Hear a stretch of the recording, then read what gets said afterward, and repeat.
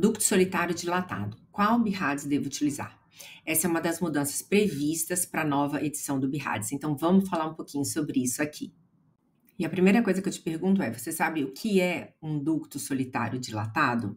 É essa estrutura que eu desenhei aqui.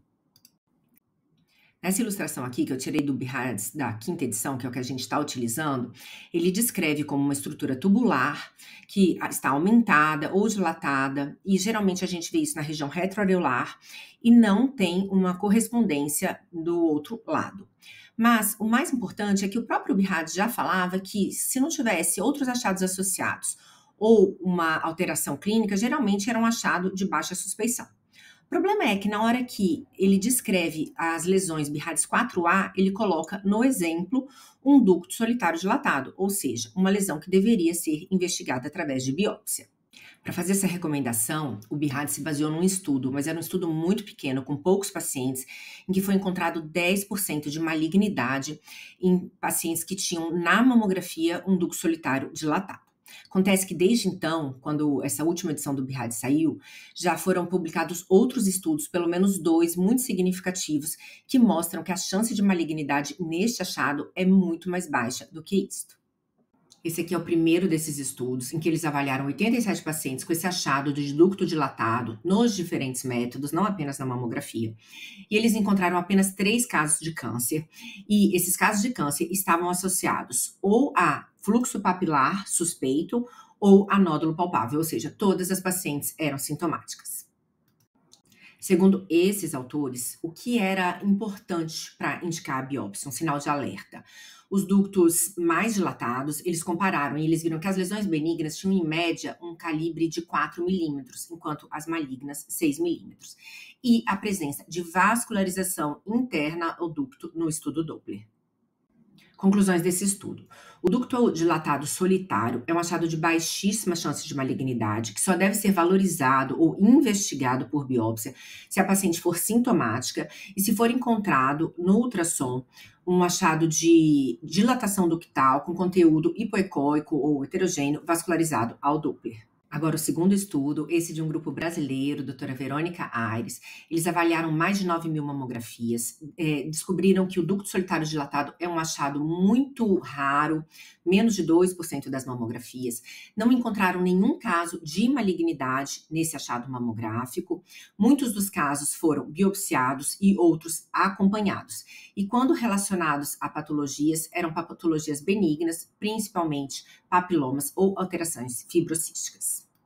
Um fato interessante que eles descreveram nesse estudo é que o diâmetro do ducto da mamografia geralmente era muito maior do que quando ele era avaliado por ultrassonografia. Uma média de 6,9 na mamografia, uma média de 3,7 na ultrassom. Então, um aumento de até 84% na mamografia em relação ao ultrassom. Bom, e quais as conclusões desses autores, desse segundo trabalho em relação ao ducto solitário dilatado? Em primeiro lugar, eles encontraram que para uma paciente assintomática, tá, gente? Uma mamografia de rastreamento, esse achado de ducto solitário dilatado na mamografia não é um achado definitivo suspeito.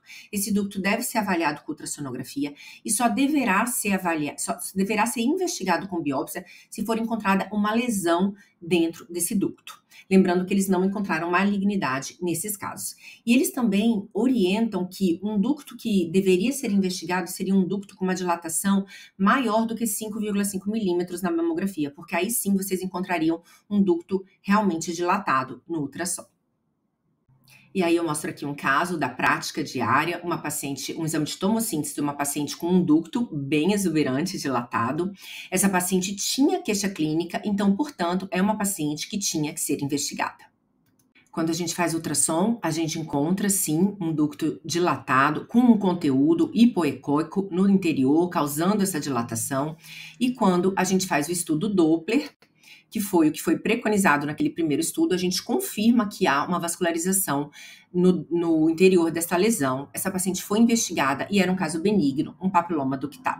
A maioria dos casos serão casos benignos.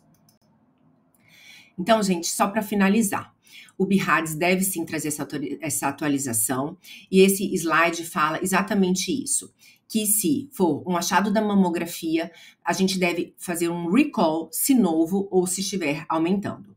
O diagnóstico deve incluir um ultrassom direcionado ou algumas vistas, né, algumas incidências adicionais de mamografia. Se não tiver associado a achados clínicos ou achados suspeitos na mamografia ou nos outros métodos, essa paciente deve receber um BIRADS 2, ou seja, será um achado benigno. Agora, se tiver associado a outros achados de imagem suspeitos ou sinais e sintomas, um BIRADS 4, e essa paciente sim deverá ser investigada. Para finalizar, eu queria falar que muitas vezes as pessoas perguntam: nossa, mas por que uma edição do BIRADS demora tanto para sair? Por que tem tanto espaço entre uma edição e outra? Bom, gente, porque o BIRADS ele é um orientador de condutas, e para ele orientar condutas, ele tem que estar baseado em evidências científicas, e essas evidências científicas levam tempo para serem desenvolvidas e demonstradas, tá? Trabalhos levam tempo e precisam de alguns trabalhos para comprovar que essa conduta pode sim ser adotada. E eu fico muito feliz de ver um grupo brasileiro contribuindo para essa mudança de conduta que provavelmente vai vir no próximo BIRADS. E você, o que você achou dessas alterações? Isso faz sentido para você?